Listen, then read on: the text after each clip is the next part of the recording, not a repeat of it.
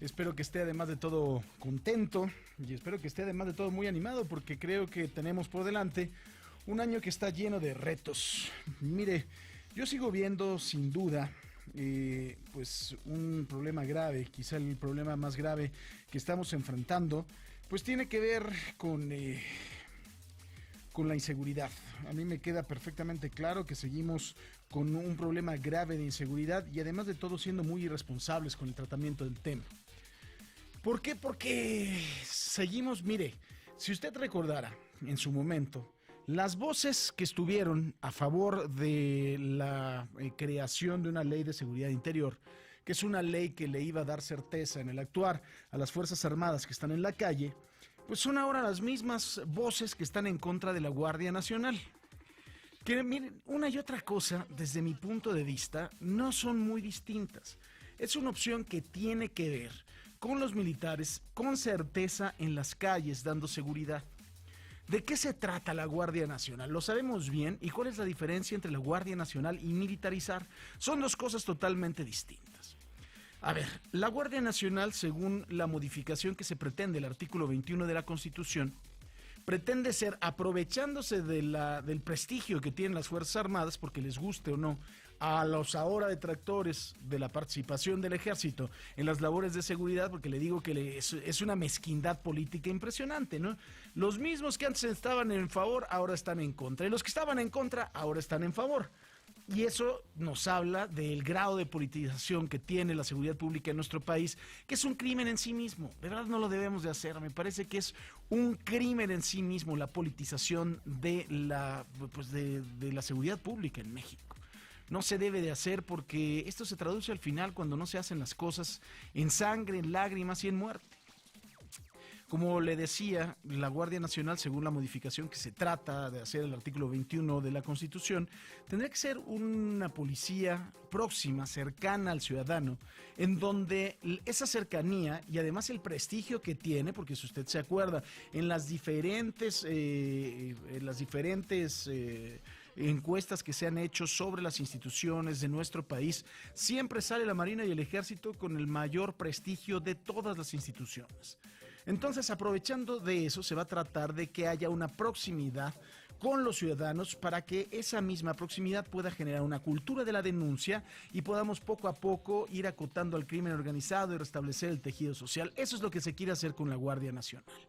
¿Por qué no es militarizar? Digo, quien habla de una militarización, la verdad es que no le entiende a los términos de seguridad. Porque, y primero, tengo que hacer un reconocimiento, como también lo hacen las Fuerzas Armadas, de que ha habido abusos y ha habido violaciones a los derechos humanos. Claro que sí, como también los ha habido por parte de las policías. Eso también es una realidad que no podemos dejar de lado y que tenemos que tomar en cuenta. O sea, ha habido abusos de los derechos humanos por parte de la Policía Federal, por parte de las policías estatales y por parte de las policías municipales. Esto no quiere decir que le estemos dando una carta en blanco al Ejército, porque se deben de castigar los abusos a los derechos humanos, las violaciones a los derechos humanos, pero también creo que hay que reconocer que es la institución mejor preparada y la única institución que hoy en día puede ponerle un freno a la ola de violencia que estamos viviendo. Esa es la realidad. Sí. Obviamente esto en franca colaboración con los diferentes policías de los estados, ¿no? Pero como ya se lo estaba yo comentando, la diferencia entre militarizar y una Guardia Nacional es muy grande. Una militarización, según las publicaciones especializadas, se da exactamente en el caso de una invasión a nuestro país o en el caso de un estado de guerra.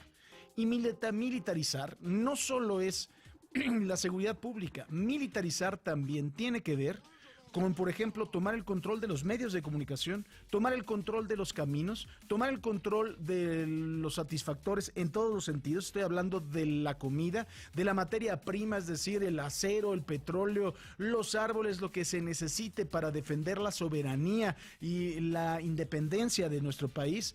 Tomar el control de las industrias, tomar el control de todo absolutamente, eso es militarizar. Cuando el ejército toma el control incluso de los medios de producción de un país. Entonces, no hablemos, no es lo mismo. La policía, la Guardia Nacional, que funciona en otros países, por ejemplo, funciona la Guardia Civil, ahí en España es una policía militarizada, la Guardia Nacional funciona en los Estados Unidos también, ¿no? En 50 de los estados de la Unión Americana, que está organizada por ellos. Entonces son dos términos totalmente distintos que no podemos ni debemos de confundir. Que puede haber bemoles y puede haber una discusión al respecto de que la Guardia Nacional está encabezada por miembros de la Policía Militar y de la Policía Naval. Es una discusión que es válida y se puede poner sobre la mesa, pero no se puede engañar a la gente porque el término, como le digo, según publicaciones especializadas, ¿no? Y según incluso nuestra propia Constitución, hay un procedimiento legislativo para llegar a militarizar al país en caso de un estado de guerra, de un estado de invasión, de un estado de emergencia. Son dos cosas muy distintas. Entonces, como le digo, mientras nuestros políticos sigan polarizando y sigan otra vez con esta politización de la seguridad pública, no vamos a llegar a ningún lugar. Mire, es el caso que está pasando con el compañero de Morelos, con el señor Cuauhtémoc Blanco, que ya le debe de bajar 3 rayitas. Hay que decirle a los que ganaron de Morena que ellos no ganaron nada. Blanco, tú no ganaste nada, lo ganó todo absolutamente Andrés Manuel López Obrador. Y lo ganó Morena, con quien ya te peleaste. Pero lo ganó Morena por Andrés Manuel López Obrador, los demás no ganaron absolutamente nada. Entonces están metiendo en una serie de problemas al presidente y sigue con su pleito con Alberto Capella, que es el secretario de Seguridad Pública allá en Quintana Roo, que creo que está haciendo un gran trabajo, que finalmente está removiendo ya el crimen organizado, que ha sido apoyado de forma valiente por el gobernador Carlos Joaquín González. Y ahí viene Cuauhtémoc Blanco a decir, es que yo le voy a meter a la cárcel. Yo lo voy a meter a la cárcel porque se robó no sé qué. Y las cuentas del señor Capella están ya autorizadas y revisadas por la Auditoría Superior de la Federación. Entonces, si tiene pruebas, que lo haga, que las ponga sobre la mesa y si no, que se calle, porque de verdad está poniendo en riesgo al propio Capella, está poniendo en riesgo a la seguridad pública del estado de Quintana Roo, que por cierto, según el semáforo delictivo bajó un 30%, y también está poniendo en riesgo al propio estado de Morelos, que usted lo puede ver. La delincuencia aumentó desde que Cuauhtémoc Blanco llegó al poder. Entonces, yo creo que debemos de ser de verdad muy cuidadosos. Esto no es una cancha de fútbol, ni es un partido contra Haití, ni contra Jamaica, ni contra El Salvador, ni contra el América y las Chivas. Esto es la seguridad de los ciudadanos, es su vida, es su bienestar. Entonces no podemos estar con ese tipo de cosas y ese tipo de exabruptos con una serie de personajes que tienen afrentas del pasado, que si pues bueno necesitan de algún tipo de psicólogo para poderlo superar, pues se los recomendamos, ¿no? Digo yo.